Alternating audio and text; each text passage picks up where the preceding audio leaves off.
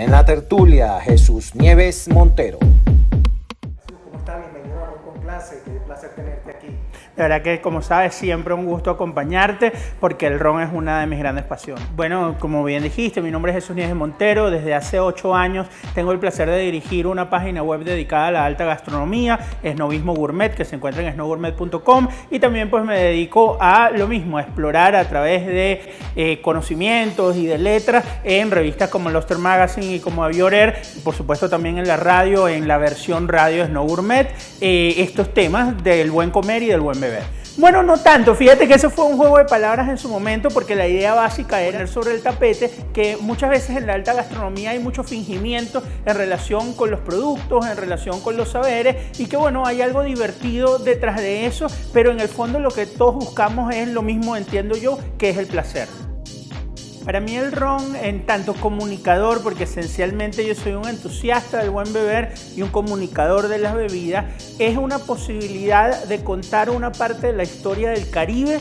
y mostrar las ramificaciones que tiene la gastronomía con la historia. O sea, yo nunca puedo abordar una copa de ron sin pensar en la parte de la historia que no es tan bonita, que es una historia de esclavos, que es una historia de un conjunto de complejos procesos, pero también es la historia esencial del mestizaje. Es la historia de un producto como la caña de azúcar, que no es esencialmente americano, de procesos como el destilado tal cual se utiliza para el ron, porque siempre hay esa discusión, sobre todo con la gente del Cocuy, que acá se destilaba, pero no tiene nada que ver con los alambiques que llegaron también. Entonces, cada vez que uno se enfrenta para tomar uno o para compartir con otra persona una copa de ron, para mí es una oportunidad de transmitir esa historia y que la gente recuerde que además del placer hay una dimensión que es histórica, que es profunda y que bien vale la pena repasar, sobre todo porque nos hace sentir orgullosos como venezolanos, porque Venezuela tiene un lugar predominante, un lugar importante en la historia del ron en el Caribe. Yo creo que un poco, y tú lo conoces de primera mano, lo que yo pienso sobre la DOC lo desarrollamos el año pasado en la serie La elección del ron, y para nosotros es muy importante, más allá de esos eventos, pensar sobre ello y transmitirlo a las personas, que es que la denominación de origen surge y se desarrolla en medio de un periodo particularmente complicado para la vida del país, pero entonces nos dice que a pesar de los obstáculos, si trabajamos juntos, que esa es otra gran lección, el trabajo en equipo, podemos seguir adelante, pues, y aparte de lo que siempre decimos, esas son marcas que pelean verdaderamente a cuchillo en el anaquel y sin embargo se unieron por un bien mayor, que era la denominación de origen. Y también pensar, por ejemplo, el tema de la forma como la resiliencia ha tenido que marcar eso. O sea, hemos visto cómo las destilerías han tenido que trabajar mucho las categorías de licor de ron, tanto saborizados como normales, pero que ha permitido realmente lo que significa mantenerlo y disfrutarlo. Entonces bien vale la pena pensar en términos de que la denominación de origen, más que el tema de la credencial, que está por demás ganada, tiene un elemento relacionado con el país y que nos permite sentirnos orgullosos de Venezuela. El principal reto para mí es trabajar fuerte en el tema de los orígenes específicos, porque yo creo que es momento de que esa gran idea y esa gran marca, esa gran credencial que es la denominación de origen ron de Venezuela, comience a, por un lado, premiar, porque yo creo que es el término, pero adicionalmente a permitirle al consumidor entender la diferencia que hay entre un lugar como La Miel en el estado Lara, las diferencias que hay con los valles del Tuy, con los valles aragüeños, y la diferencia, por supuesto, que hay con un enclave tan particular, que es el que nos convoca hoy acá, que es el de la Hacienda Altamira,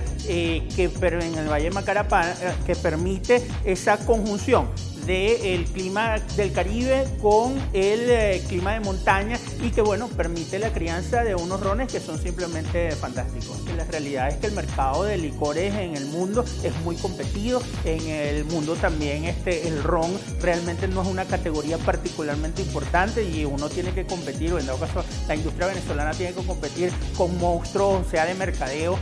porque yo no diría que en términos de sabor hay nada que lamentarse o que envidiar a ningún otro, pero en términos de las máquinas de mercadeo con las que se enfrentan, sí. Entonces Entonces cuando tenemos esa situación, pues bueno, más nos vale que la tecnología y esto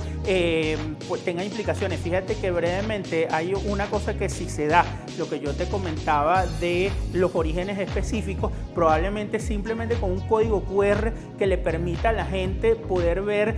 los paisajes hermosos que hay, como decíamos. Vamos a pensar en Yaracuy, vamos a pensar en Paria y Carúpano, vamos a pensar en Aragua, y que eso le abra a la gente la compuerta para poder no solamente sentir la calidad de nuestra bebida, sino sentir a Venezuela, porque yo creo que debemos enfilar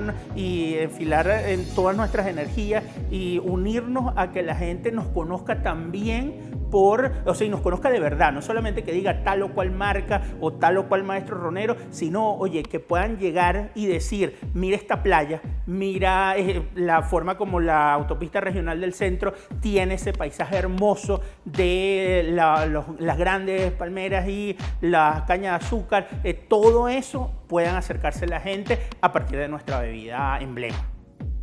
Bueno, yo creo que hay dos elementos allí. Uno tiene que ver con que hay productos mejores, o sea, porque hay nuevas formas y nuevas comprensiones de todos los procesos, pero adicionalmente también que hay una construcción de la cultura de consumo. Fíjate que recientemente, en el marco de uno de los eventos que vamos a hacer de Copas y Bocados, lo leíamos en relación con la ginebra, que la ginebra realmente hasta bien entrado el siglo XX era un producto que en Londres sobre todo, que es la cuna del consumo de la ginebra, no del origen del producto, sino del consumo de la ginebra, se consideraba un producto que lo que hacía era enloquecer literalmente a la gente y un problema de salud pública.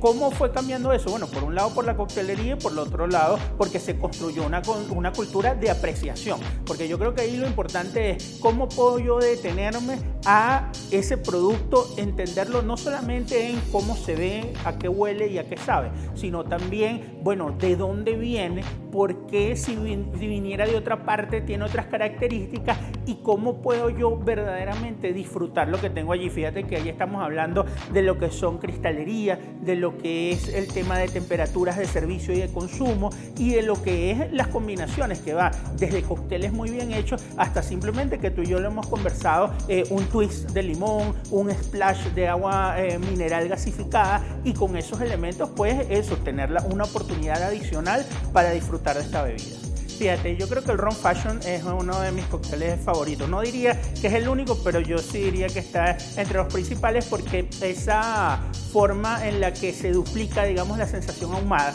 a través pues, del efecto que habitualmente se usa con una pistolita para ahumar, para darle ese otro toque al ron que de por sí por su paso por barricas tiene ese carácter ahumado, pues a mí me interesa, me parece agradable. Luego sobre las combinaciones es interesante porque habitualmente el ron, sobre todo el ron premium, ultra premium, yo lo utilizo para la sobremesa y puede ser que de repente con un cuadro de chocolate oscuro sea mi primera combinación, pero yo sí creo que por ejemplo hay algunas entradas sobre todo que tengan algún carácter graso, o sea que puede ser por ejemplo un propio pequeño, puede ser algo que pase realmente por el proceso de freírlo, en el que se puede disfrutar el ron con el twist de limón o naranja y bueno, y es muy refrescante, limpia el paladar y puede prepararte incluso, por ejemplo, sin pasar por un vino blanco para luego ir a un vino tinto, ¿no? Yo creo que es un poco cuestión como de momentos y de gusto. Yo soy muy poco, por ejemplo, de tomar el ron por tomarlo solo, pero es así, cuadro de chocolate o algún tipo de aperitivo que tenga carácter graso, pero ahí sí el ron no solo, sino con algún cítrico.